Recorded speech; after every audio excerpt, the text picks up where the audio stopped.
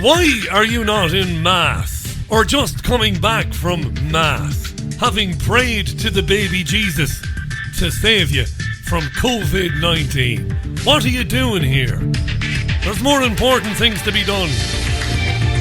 Hey, by the way, how you doing? This is the BBG, not the BBC, Sunday morning, March 29th, 2020. And I decided to drop in on you for about an hour or 90 minutes to have a chat and to play a few tunes and all the rest of it. Why not, eh? Now, you can tweet to Richie Allen Radio Show by tweeting at Richie Allen Show. Do tweet me. You can ask me questions about the coronavirus. Not that I have any answers, but you can ask me anyway. Or you can make general comments, you can make mischief, you can do what you bloody well want. Alright? But before any of that, we're going to kick off with a tune. Let's kick off with a tune. Let's have a tune. Oh, yes. Hey, good morning. It's great to be back on the radio. Richie Allen with you until around about 1:30 p.m. Don't you just love it? Hot chocolate. And so you win again on the Richie Allen Radio Show out of the blue, right about 9:30, 10 o'clock, just before I went out for a stroll. On Salford's deserted streets, Mother of Jesus, huh? Program is streaming and it's sounding really good on richieallen.co.uk and the TuneIn radio app. I've had one or two tweets from people saying they can't hear it. It's streaming really well. I'm monitoring it at the same time it is going out, so I can't do anything for you. Maybe refresh or change your browser or whatever the bloody hell. Are you well? Are you still alive? Are you alive? Yeah. Good. It's good to be alive. Rule 1 of navigating this experience we call life is waking up. Have you woken up? You have. You have. Listen, I'm going to read all your tweets. All of them. Good morning to Shona, who's in South Africa this morning. And she wants to thank Gail because Gail tweeted that I was coming on. Thanks, Gail. And she's listening in South Africa right now, doing a bit of gardening, and came back inside just in time to catch the show. How you doing? Hi to Chris. Thanks for your tweet, Chris. I'll retweet it. The HSBC poster about how our DNA will be our data in the future. These are important things to remember when various government ministers are saying that it would be a good idea if every man, woman and child had the nasal and the throat swab. Well, of course it would be good, but not for you. Right? Of course they want everybody's DNA profile on the system. And this is one of the ways to get it. I'm bombarded by emails and tweets and text messages from friends and family and enemies. And Richie, what's going on? I've only got opinions. I think what's going on, I think it's multifaceted. I think there are many things going on. I don't believe that we have been beset by a deadly killer coronavirus. I don't believe that at all. What I do believe, and it's just my bloody opinion, is that what we are experiencing now, and we're a day or two away from April, we're experiencing something that we experienced back in the winter of 2014-2015. A nasty, severe flu outbreak. That's what I believe we're experiencing. More people died and were affected in 2014-2015 than seemingly have been affected in 2020 thus far. Because the winter, of course, spreads over December, then January of the new year, February. So just dealing with 2020, January, February, March, the 2014-2015 flu season was far more devastating, not just in the UK, but around the world. Lots of people died. I want to talk more about that in a minute. I've done a bit of research. The flu doesn't kill anybody, you see, dear listener. And we've got to keep this in mind. Coronavirus, if it's real, and I think they've just given a name to a new strain of flu, which is pretty severe, that doesn't kill anybody. What kills you is your diabetes. What kills you is your COPD. What kills you is your asthma. What kills you is your obesity, maybe. These are the things, you see, that we don't think of. We can't think about, because mostly we get our information from the same 4 or 5 sources. And holy Jesus, let me tell you this. Good morning, by the way. I know there are people listening to this for the very first time. Good morning and welcome to the Richie Allen Radio Show. Well, this isn't the regular radio show. It isn't even Sunday View. But it is the most listened to independent radio show in Europe. I am the BBG, the saviour of the independent media. And if you believe that, I'll tell you another. The most widely read news website in the UK is Daily Mail Online. It's the most widely read, right? Obviously, the biggest websites are YouTube and Facebook and Google and all that. But the most widely used website, news, media one, is dailymail.co.uk. Right. Let me give you a rundown of the stories on the Daily Mail to give you an idea of the pressure that people in this country are under and why people are reacting in the way that they are. And you're fed up to the back teeth and you're upset and you're calling them sheep and you're blaming them for going along with the stupid feckin' hand clapping for the nurses and the NHS workers. Listen, they're being bombarded. I'm going to read you the headlines from the first few stories on dailymail.co.uk. Headline number 1. This jumps out at you now. If you want to do this with me, do it with me, dear listener. Grab your phone, grab your tablet, grab your laptop and do it with me. Do it, I said. Do it now. dailymail.co.uk. Story number 1. Health chief says we must stay locked down until June. UK could be made to remain at home for nearly 3 months to avoid worst effects of coronavirus and practice social distancing until October. No, I've got Jeff Lynne tickets for the arena in October. ELO, evil woman, living thing, Jesus Christ, turn into stone. I'm not going to be listening to Jeff Lynne in October, apparently. Better get me money back. That's story number 1. Story number 2. Furious Welsh locals block Range Rover driver who had driven 115 miles from Sheffield to Snowdonia despite coronavirus lockdown. This is what's happening to people, you see. People are scared shitless. You can't even find... I can't even find comparable scares historically. I cannot think of one. Maybe when people first went to see Alfred Hitchcock's Psycho, maybe. And they weren't used to that. People getting stabbed in the shower and eerie music. And they were fleeing the cinemas. People are now coming out, blocking the roads and screaming abuse at people and threatening people for being out of the house. Yes. That was story number 2. Story number 3. Boris Johnson writes to every home in the UK, warning, things will get worse before they get better. And he calls on the public to obey the lockdown. After photos prove many are still flouting the rules. Bojo. Apparently it's costing around about 6 million quid to write to 30 million households to tell us to stay the fuck in. I saw the letter this morning. 5 or 6 paragraphs. He could have just 1 paragraph. Stay the fuck in. Otherwise you might die. Story 4. French former minister Patrick Devedjian, I can't pronounce his surname. Former French minister becomes most senior politician to die. Story number 5. They were healthy. 13 of the 260 who died in the UK's blackest day in the coronavirus crisis had no underlying health conditions. And it goes on and on and on and on. It's only broken up by Peter Hitchens, God love him. Peter, if I was gay, I'd kiss you. In fact, I'd kiss you anyway, Peter. Peter Hitchens is aghast at this. Genuine fear in Peter Hitchens at what he's witnessing. People being urged to phone hotlines to rat out their neighbours. It is mad, isn't it? More than 1.6 million people affected, says in England, says the Daily Mail, and so on, so on, so on. So people are scared witless. Right. They are. And I believe it to be nothing more than a bad flu season. It's funny because some of my neighbours, Why would you not trust them, Richie? And you could list off any number of reasons why you don't trust them historically, right? And I don't get into it with people. So yeah.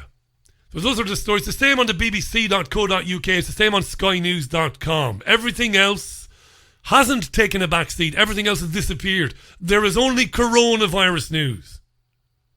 That's all there is. Things to get worse before getting better. And Michael Gove has been on the television this morning.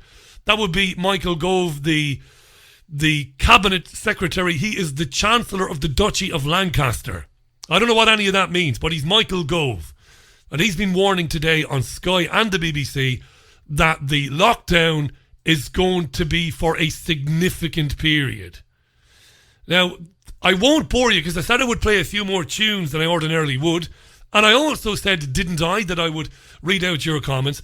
I won't repeat that which I said during week. But I'm going to say this.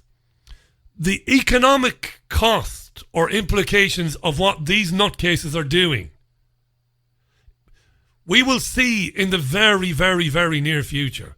Poverty that people have only previously read about. I'm talking Dickensian model of poverty is coming to a town near you real soon. Madness. Right, I'm going to take another tune because I said I would do. And when I come back, I'll read some more of your comments and we'll have some more chat as well. This is Peter Sarsfield. I love this. Hey, good morning, by the way. BBG, not the BBC. Thank God, it's good to be back. Tune. By the way, I know I'm a Muppet, by the way. Not Peter Sarsfield. Peter Sarstedt, of course. Peter Sarstedt. And where do you go to, my lovely, on the Richie Allen Radio Show? Big shout out to Tom Morris. How you doing, Tom? I wasn't due to be on the radio, Tom. A lot of you are saying, oh, the clocks went forward. No, I wasn't due to be with you this morning. There wasn't any Sunday View schedule. Sunday View returns, and it'll sound a bit different next Sunday. Whatever date that is, next Sunday. But good morning, Tom. Good morning to Bass Ninja. Keep those tweets coming in. Say hello to me. Hi to John Stott. The country's being turned into a concentration camp without any real scrutiny or challenge. What else will the establishment be able to get away with now? They know they can, asks John. Yes. Well, of course, there's no resistance to what's happening. And again, you know, reserve your wrath. Hold on to your anger, your vitriol. Don't blame people. Don't blame them. Don't blame them at all, right? Okay. It's not productive. Hi to Alan Barnes. How you doing, Alan? Thanks very much, Alan. Good morning to William. How you doing, William? Nice to know you're with me this morning. Bit short notice, but I did drop a little video on YouTube. By the way, this won't be on YouTube, by the way. Because there's a few tunes in this. Maybe I'll edit it, maybe I will, maybe I won't, I don't know. But it will be on Podomatic a bit later on. Hi to Colin Adam. Colin is in Cape Town in South Africa, but he's originally from Bolton, which is not too far from Salford, Colin, as you know.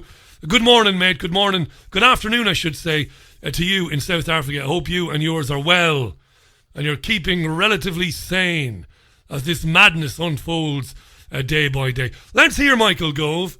I have queued up a little bit of audio. This is Michael Gove speaking to Sky News earlier on, saying that, well, the lockdown will be in place for a significant period.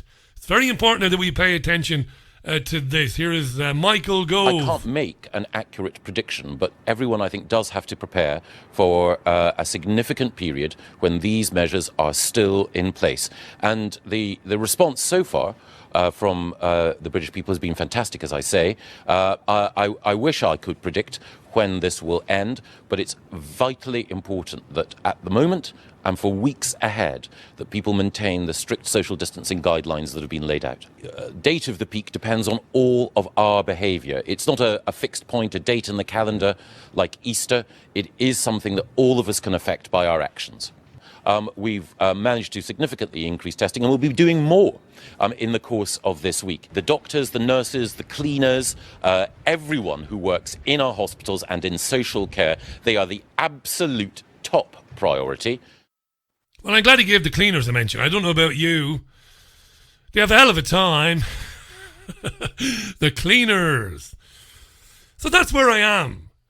A number of you have been saying to me, Richie, chemtrail spraying. You never talk about... Hang on a second now. Of course I've spent a significant amount of time over the years speaking about geoengineering and chemtrail spraying.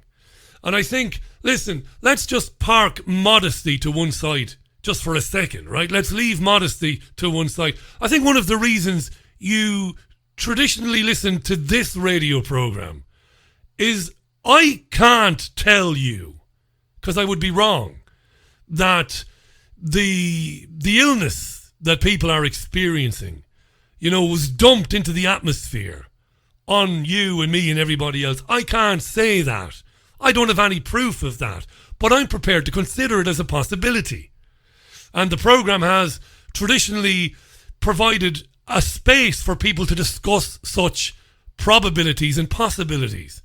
Chemtrail spraying is a real thing, and it has been going on now for some decades.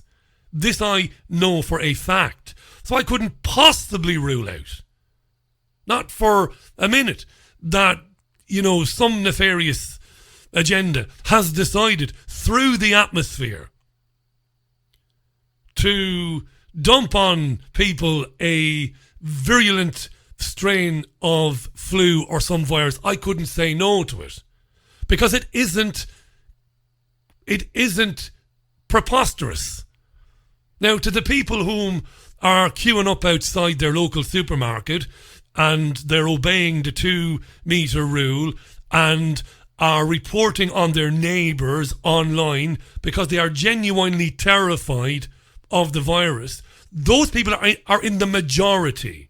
And for the majority, unfortunately, the notion that somebody or bodies would dump chemicals into the atmosphere that would then make them ill, for those people, that is a preposterous and ridiculous notion. Absolutely bizarre and totally unworthy of consideration. I've had this for years. Remember, I've been making programs like this for years. So I am prepared to consider the possibility. Listen, I've read books written by whistleblowers from the old Iron Curtain days. Brilliant books about biological and chemical warfare.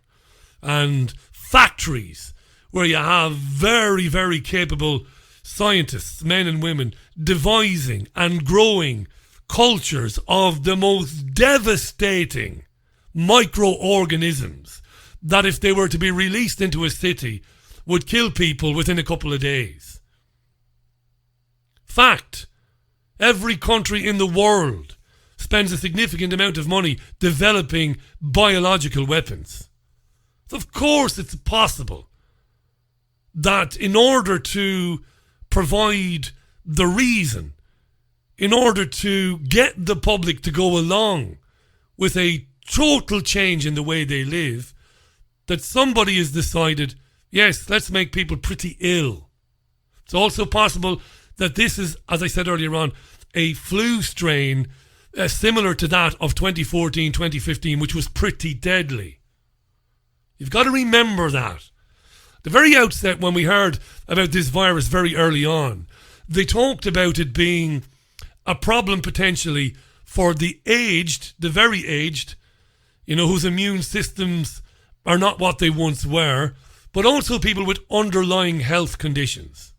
The reason why so many people died in 2014, 2015 wasn't because of the flu itself, but because it was a rather nasty strain of flu, and those who died were already ill, vulnerable to an attack from a pretty nasty virus.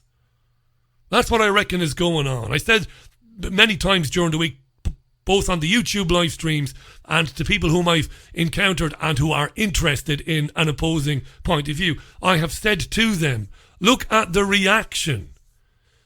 Look at the measures put in place by your governments and by your police. That gives you a clue as to what really happened to begin with. And that's what I can say. Of course, I consider, it's not beyond the bounds of possibility that they've dumped stuff into the atmosphere. They do regularly dump stuff, nanoparticles, into the atmosphere. We see it every day of the week. We're not seeing it so much now. I don't know if that's because it might become more obvious to people as commercial flights have dwindled all across the UK and Europe. Maybe that's one of the reasons we're not seeing so much of the spraying now. So, hi to Charlie. Charlie Girl, how you doing, Charlie? My friends who usually tolerate my conspiracies chat are telling me to shut the F up. This virus is serious. They cannot comprehend the extent of the corruption, says Charlie. I'm not sure even the likes of Johnson are aware of who's steering this. Well, Boris Johnson is no different to any other national leader. He's a front man. He's a yes man. Massive good morning to John Roherty in New York City. How you doing, John? Madness here in the States, especially New York, the epicenter right now, says John. Trump had announced statewide quarantines of New York, New Jersey and Connecticut. A pushback by New York Governor Andy Cuomo has thwarted that for now.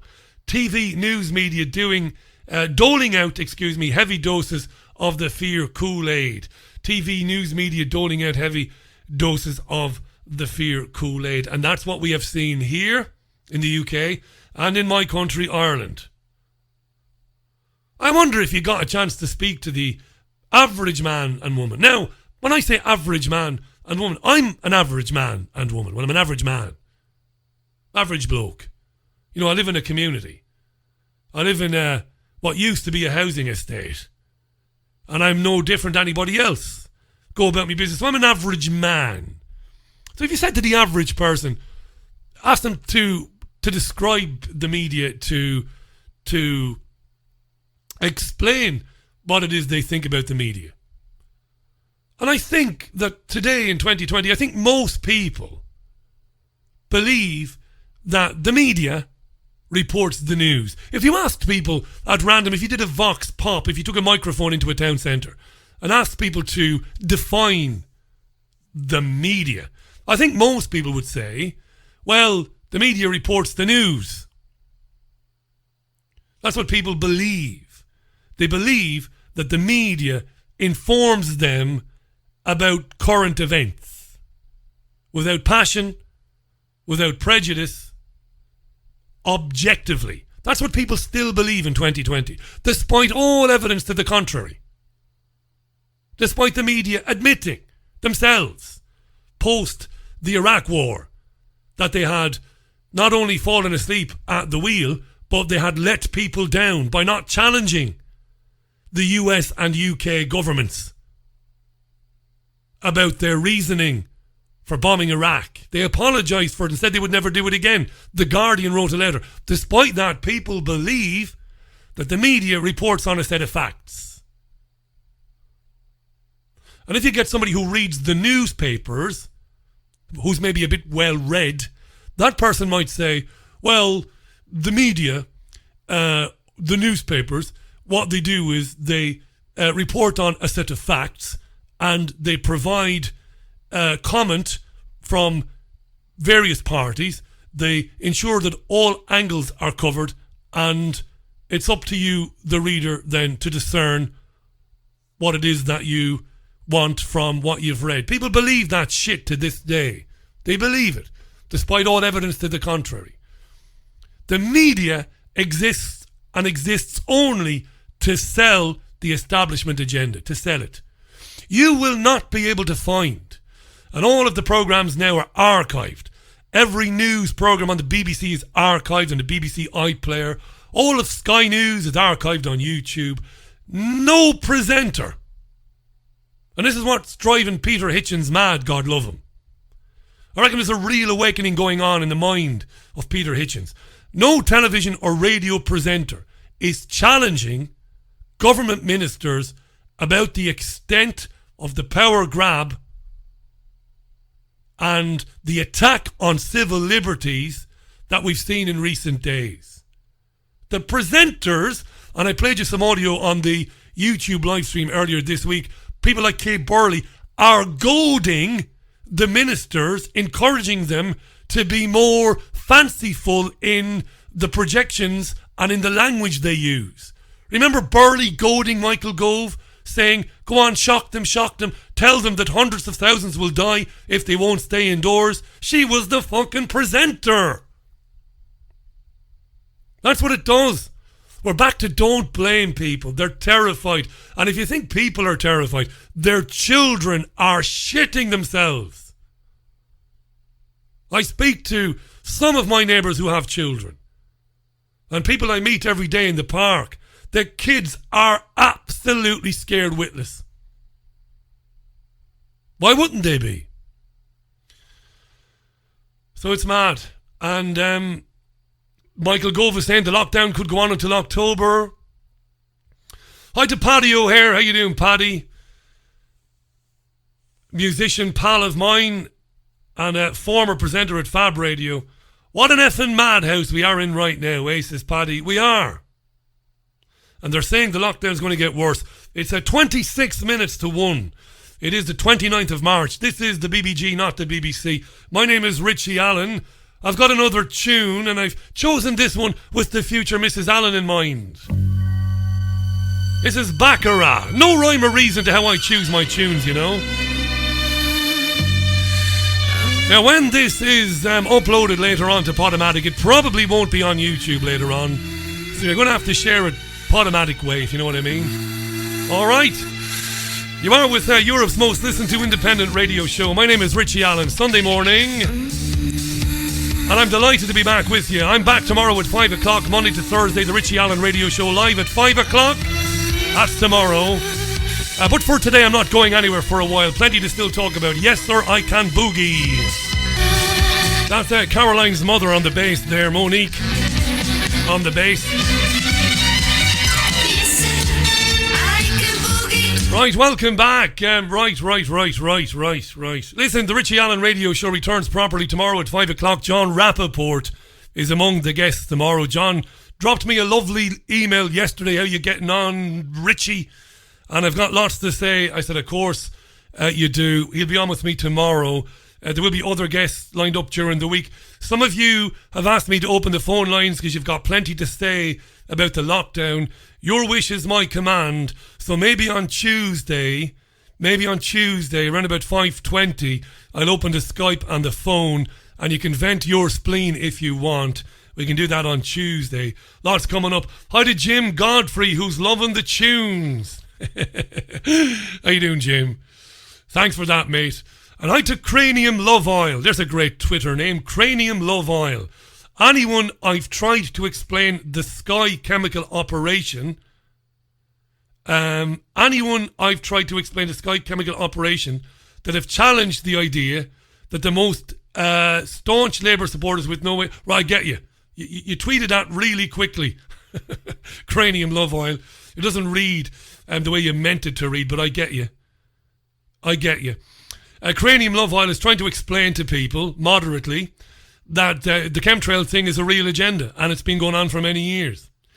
And the ones most staunchly opposed to any such notion are Labour supporters, incredibly, who say no way could governments organise that. Governments have got nothing to do with it. Do you understand that? Governments don't do these things. Do you really believe that Leo Varadkar, Mary Leo, and Boris Johnson and Emmanuel Macron, do you imagine that these people are behind such agendas to dump heavy metals into the ionosphere? I wouldn't be surprised if Boris Johnson has never even heard of such a thing. Never been mentioned. No, they've got nothing to do. Politicians manage public life. It's what they do. They are there to preserve the illusion of democracy.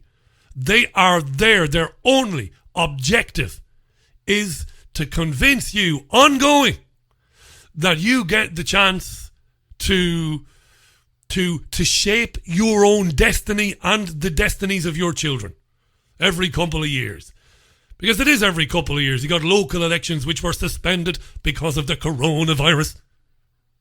You got local elections, you got national elections, and people think, well, fuck it, I'll show them.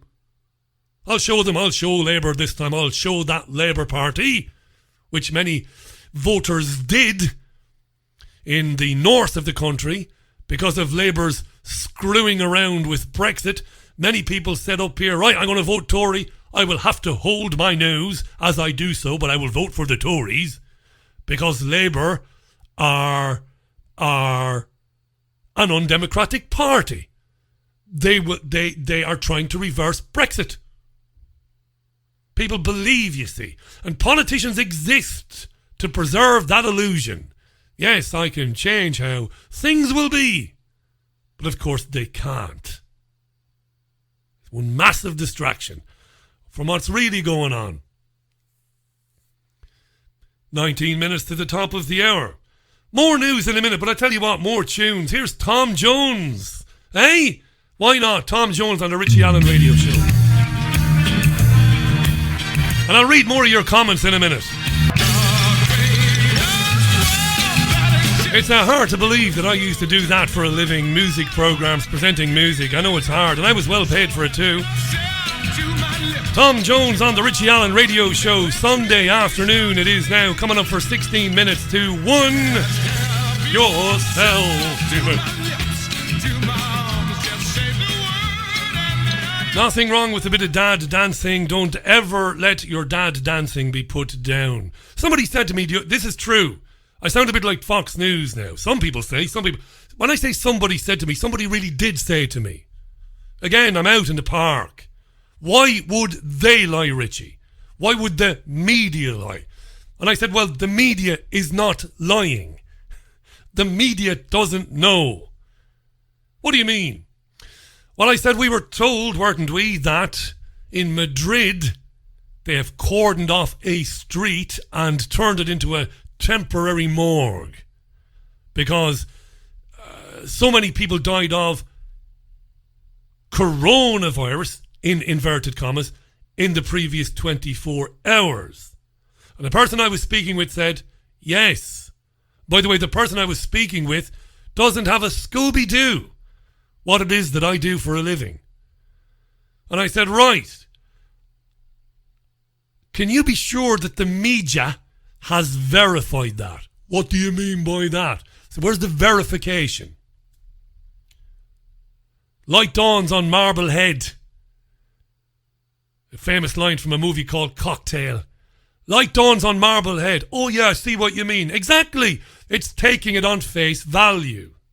Well, why wouldn't they take it on face value? If the government says that 200 people died overnight and we had to set up a temporary morgue on a street, why shouldn't we take it on face value? Well, where do I fucking start? The Iraq War. September the 11th. The 7th of July bombing. The murder of JFK. Vietnam. Where do you want me to stop, love? Thousands of girls. Lives destroyed by a fucking vaccine called Gardasil. Right? At what point do you stop taking things at face value? And I don't speak to people in a dogmatic way, as I just did there. And you get through to people and people go, I suppose you have a point. Nobody knows. When Sky News presenters today, Channel 4, the usual suspects, tell you another 60 people died today in UK as a result of coronavirus, how do they know? Who is verifying it? Because that is their one and only job, dear listener. You can boil it down. All the lingo, all the rants, and all the Richie Allen Radio Show monologues can be boiled down to a single sentence.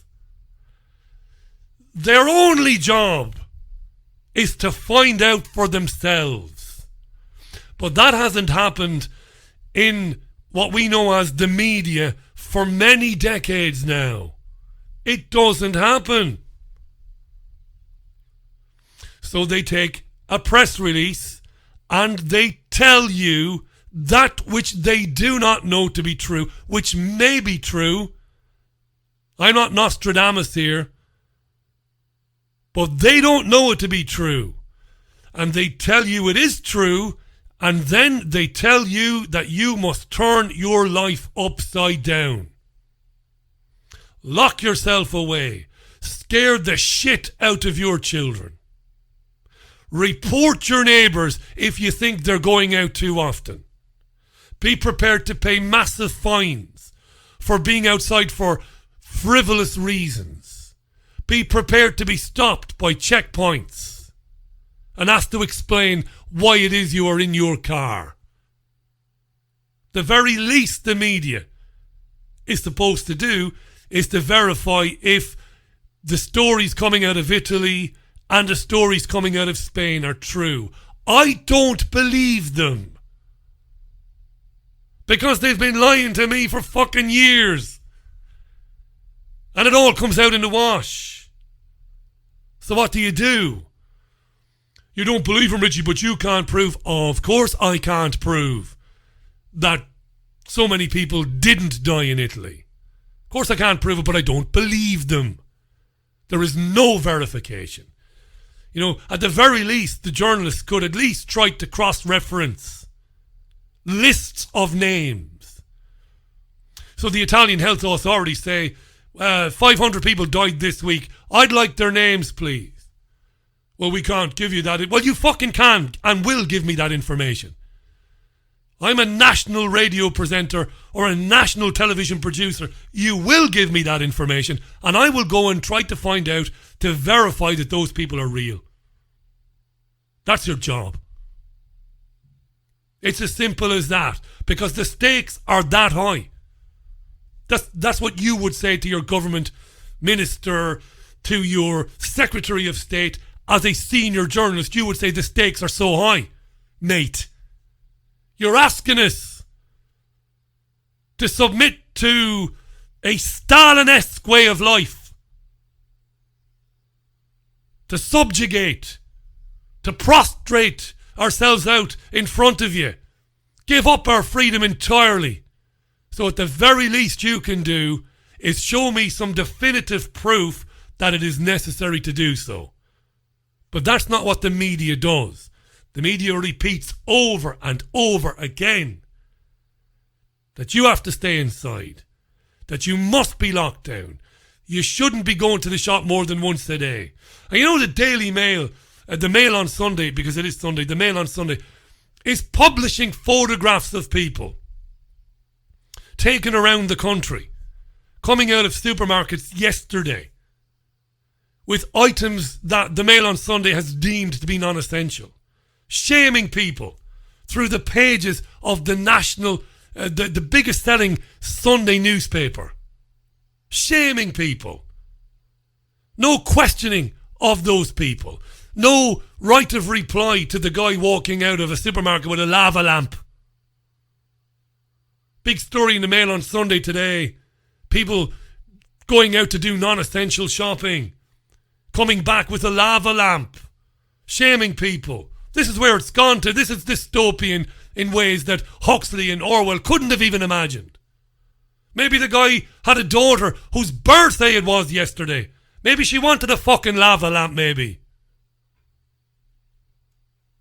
So at the very least the media should be doing is, rather than report that thousands have died from coronavirus, the very least is to ask for proof.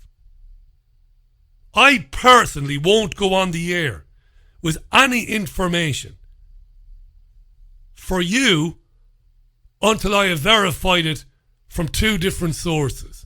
A lot of conjecture on the Richie Allen Radio Show, a lot of opinion, and I tell you it's opinion, but if I tell you something is true, at least two sources to verify it. With coronavirus, there are no sources except the government and the World Health Organization, which is rammed, packed with men and women who used to work for some of the world's biggest pharmaceutical companies. You couldn't make it up. 7.5 minutes to the top of the hour. More comments from you after music from Nina Simone. Ah, yeah.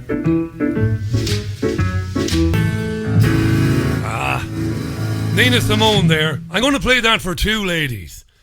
I'm going to say hi to my friend Ruth in Australia. How you doing, Ruth? Are you well? You might be listening to this, you might not. Late Sunday afternoon, Sunday evening there in Oz. A big supporter, a big friend of the radio show. Ruth, I hope you're well. Thanks so much for your help and support as well in the last few weeks. And I want to say hi to Joanne Boddington, my mate Joe in Chorlton, in the great city of Manchester. She's a big fan of that tune.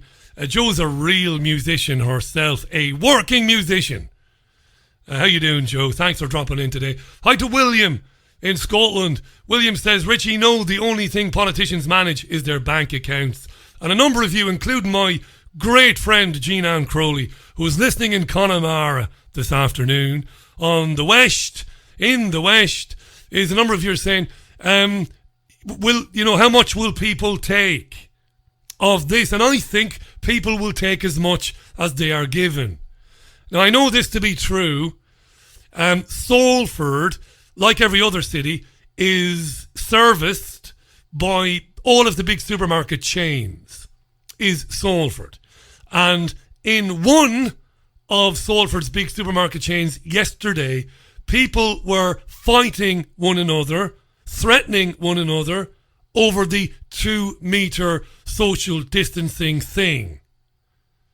People were becoming irate and swearing and roaring at one another for not observing the minimum 2-metre distance.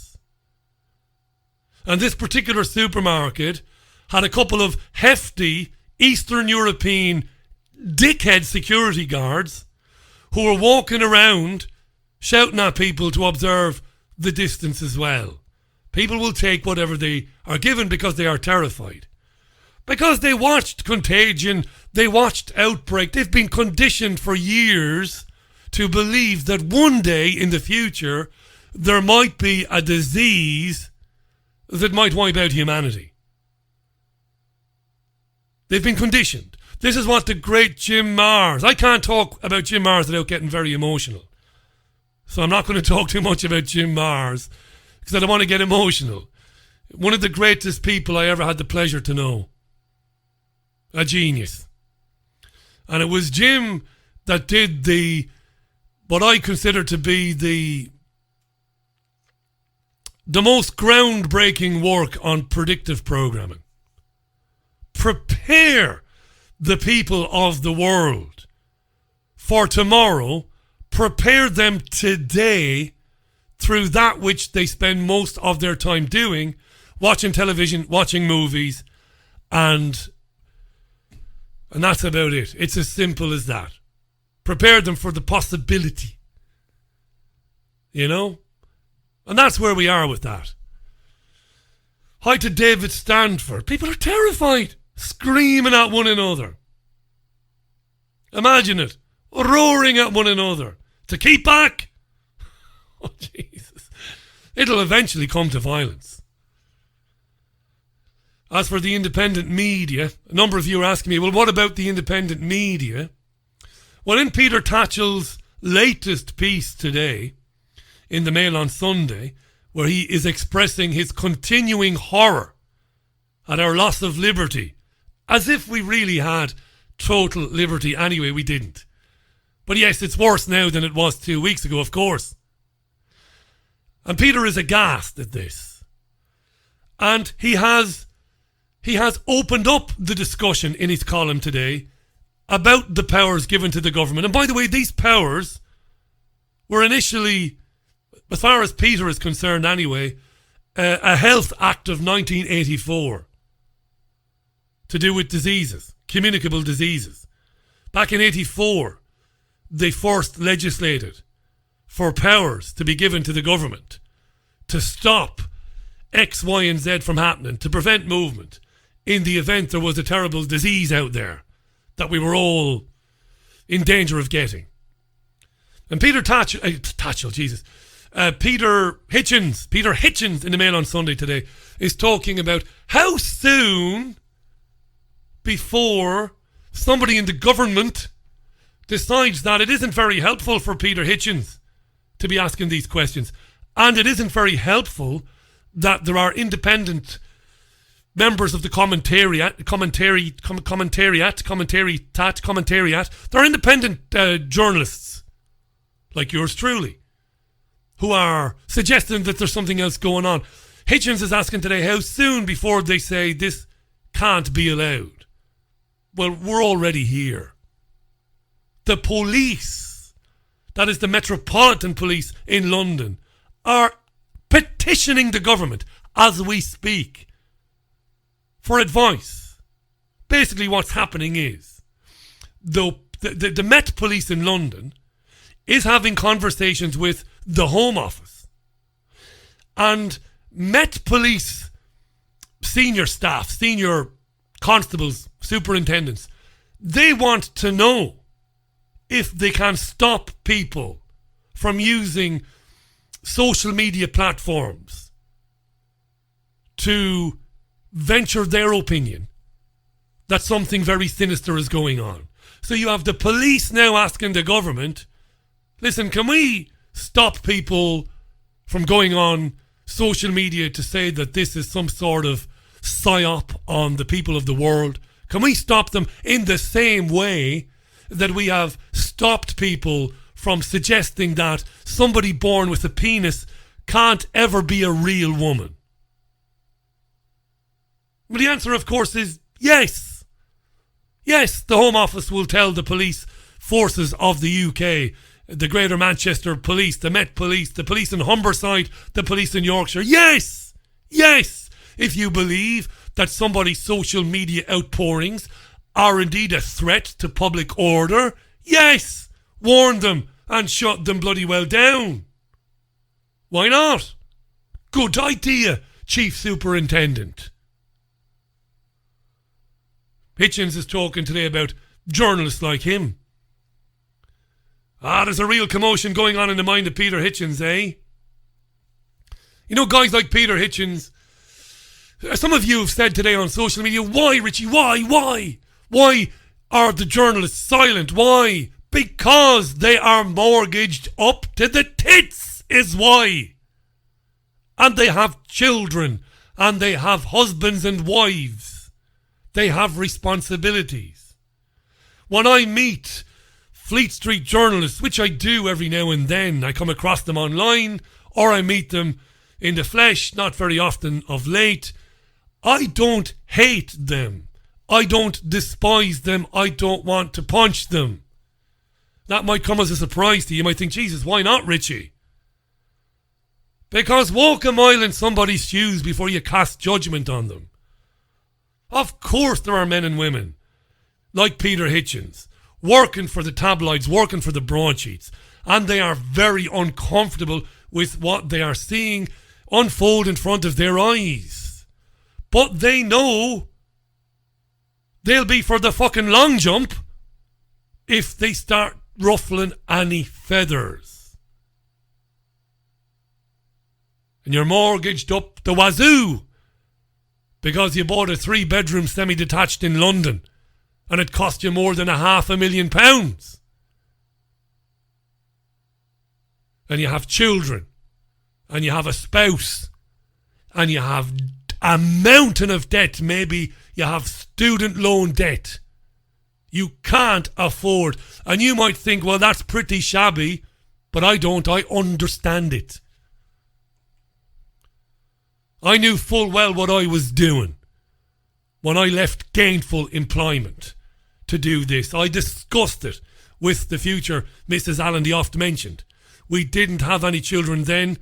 We don't now. We'd like to. We didn't own anything. We didn't have any debt.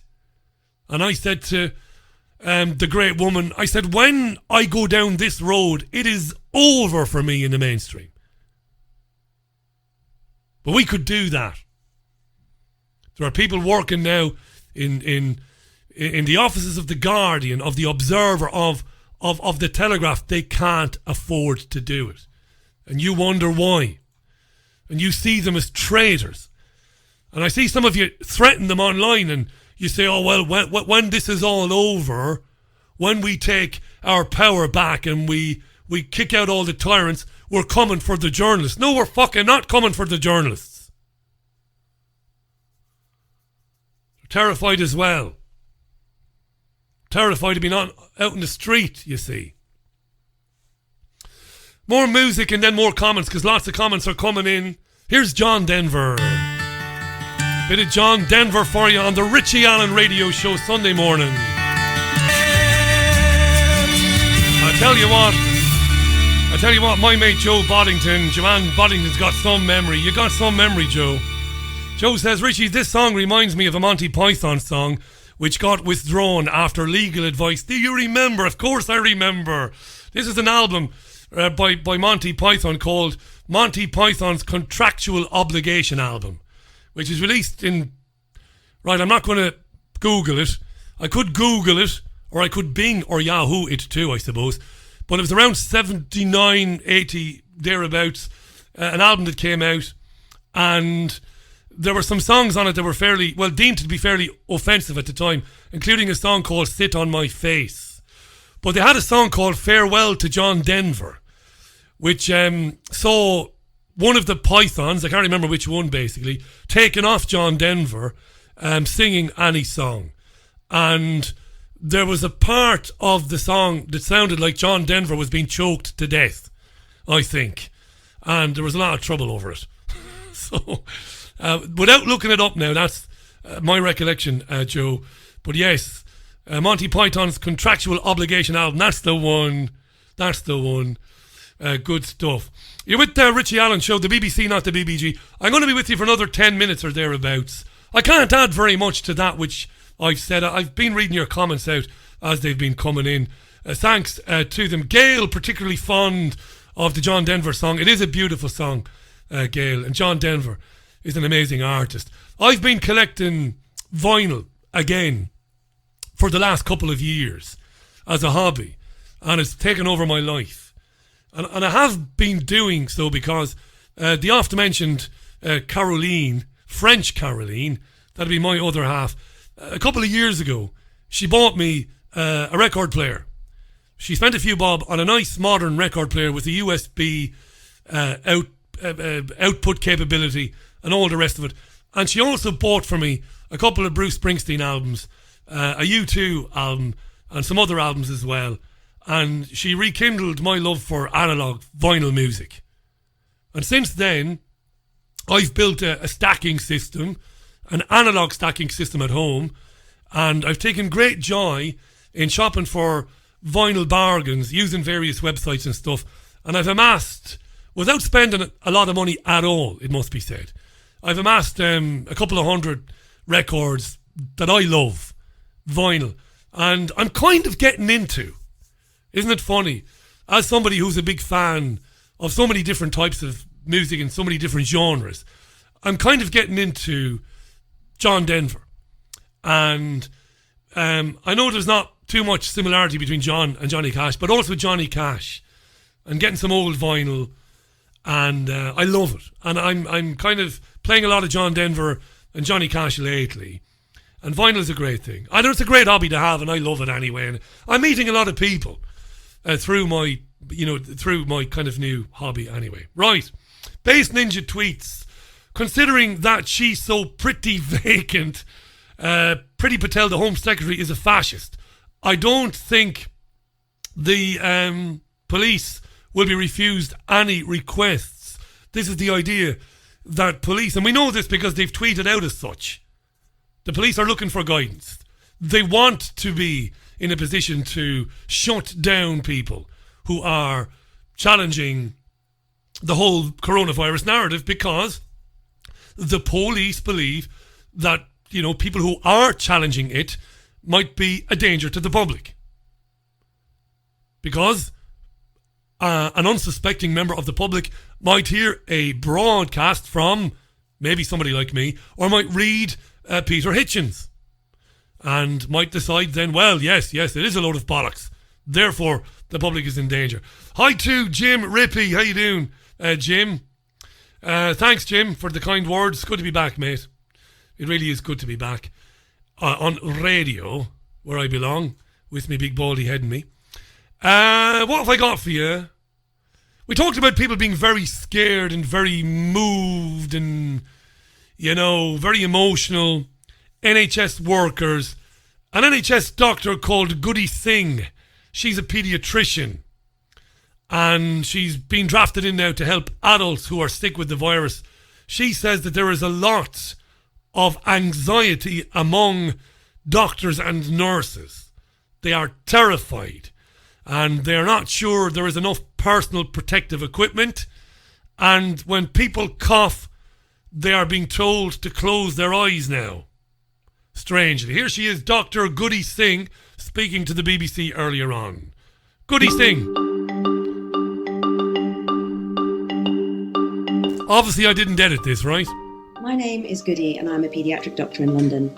I'm one of the lucky ones. COVID-19 doesn't tend to affect children anywhere near as severely as it does adults, and so I haven't yet faced the intensity of cases that my colleagues in adult medicine have. In this hospital, the sickest children who are in paediatric intensive care are being moved to another hospital in order to make space for adult COVID patients. And we're being asked to suspend normal life to be on call on a military-style rota. Now, there's a huge amount of anxiety amongst my colleagues right across the country for many reasons. The NHS is about to be flooded with a tsunami of really sick COVID patients that we do not have the capacity to deal with. And there are still huge amounts of confusion around the use and availability of PPE. And then we're also going to be asked to work outside of our competence.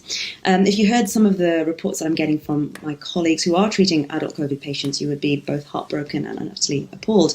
I'll read you just a couple of the comments I've been getting. I feel lost and vulnerable.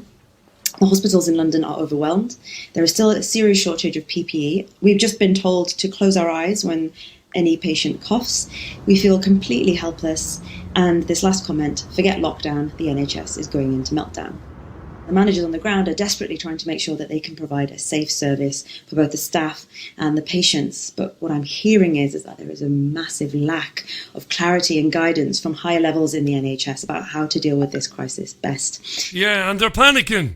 People are panicking. People are being put into a state of panic. So why should the frontline workers, be it doctors, nurses, cleaners, hospital staff, police officers, fire officers, why should they be any different? People are terrified. And when people are terrified, they will do anything. Fear is a paralysing thing. It's a very powerful thing, fear. If you get somebody into a state of real fear and panic, you can pretty much get that person to do anything you want them to do. And to accept a reality, which on some level, they still know to be unrealistic and unnecessary. But the fear overpowers that. It overrides that sense that, well, this is totally unrealistic. People are terrified. And they're warning today, I'm going to go now in a minute. I'm going to go because I've not got a lot more to say about this today. They're warning today that these strict measures, these lockdown measures, will actually, not only will they become more strict, and not only will you be subject to genuine checks that you are likely now to be checked, with drones flying overhead, with police officers asking you on the street where are you going, but that these lockdown measures will last for a significant period of time. Not the couple of weeks that Boris Johnson first spoke about last Monday, when he said a couple of weeks. We'll get over the worst of it, a couple of weeks, and we'll try and return to some semblance of normality. No, government ministers and opposition party MPs, shadow government ministers, are taking to the airwaves today to agree, yes, we must be prepared for these strict measures to maybe carry on until the summer, into June. And I'll sum up where I am, in case there's any confusion. I don't have any proof of anything. What I believe to be happening at the moment is pretty much what we saw back in 2014, 2015. There is a nasty virus going around. It's a flu. And it's virulent. It's pretty shit. I really do believe that. And as we've seen over the years, when you have the occasional very bad flu season, it does result in more people needing to be hospitalised, and it does sadly result in more people dying. Not from the flu, but from the condition they were living with anyway. The conditions I described earlier on. The underlying conditions. Flu doesn't kill you. Poor health. Poor health. Exacerbated by a sudden attack from a nasty virus can kill you. And that's what's happening. And either those who really pulled the strings knew this was coming, or they made it happen. That I don't know. I can't say it came from the sky. I don't know. I know that it is possible. It can be done. It has been done. But I don't know. And they either knew it was coming, or they made it happen because the response to it has been swift and merciless, to the point that you can only conclude that the response has been in the planning, has been in the works for a long time. This lockdown, this tearing up of civil liberties, this ripping up of the Human Rights Charter. We can force you to stay indoors, or we can arrest you, put you in jail, give you a criminal record, because you're a danger to people. That's what I believe is going on. The virus itself as an idea, you know, a deadly virus that's potentially going to kill millions of people, that's a hoax. A virus, a strain of flu, currently doing the rounds. Yes, makes perfect sense to me because it happens every few years. As for the numbers they're talking about, again, I want to repeat myself. I can't prove they are lying, but they lie all the time about everything else. And nobody has verified the numbers of fatalities in Italy, in Spain and in the UK. Nobody.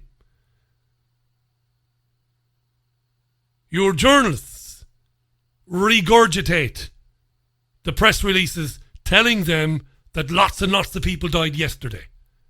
There is no verification. There is no secondary, let alone primary source of information. So I don't believe it. I believe it's a psyop meant to herald, to usher in a new dawn, a completely new reality. And that reality is when you can be threatened by politicians and by the police that you'll be jailed for having the temerity to step outside your front door. And that's a very brief summing up, because it's a wee bit more complicated what I really think. But that's a brief summing up of where I am. That's just my opinion. And I'm back with you tomorrow at 5 o'clock on the Richie Allen Radio Show. I'm not back before then. And Tuesday, I know many of you are bursting to get on to talk about this and to give us your own take on it. And I'll be glad to do that on Tuesday. I'll open Skype. The phone line will be open as well. And I'll get as many calls as I possibly can on. From all over the place. And you can have yours say. I look forward to doing that. Thanks for spending some of your Sunday with me. It was short notice, but I'm really glad you did. I'm going out with an old tune that I used to love when I was younger. From a film called Mannequin. It's a starship. And nothing's going to stop us now. You enjoy the rest of your Sunday. From the BBG, I'm out of here. See you tomorrow at 5. Look after yourselves and one another. Bye.